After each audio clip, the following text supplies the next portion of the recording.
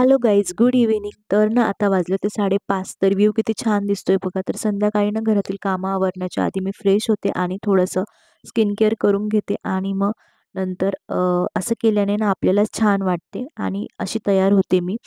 आणि माझी संध्याकाळची सुरुवात होते गुळाच्या चहाने. चहा घेतल्यानंतर खूप तरतरी येते आणि मग पुढची कामे पटापट होतात.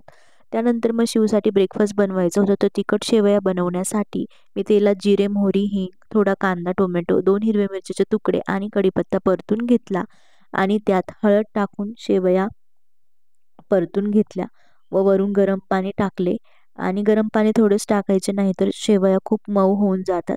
तर शेवया उपमा इथे तयार आहे आणि शिव बघा किती खुश झाला आहे शेवया उपमा बघून. त्याला शेवया उपमा खूप आवडतो. त्यानंतर ना संध्याकाळी 6:30ला देवापुढे दिवा लावते, अगरबत्ती, धूप ओवाळते.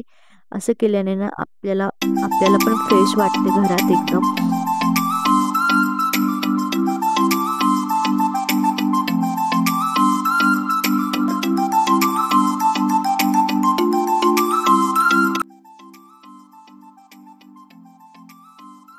आणि मग इथे दिवा लावून घेतला दारात आणि त्यानंतर मग तुळशीपुढे पण दिवा लावला आणि अगरबत्ती देखील लावली.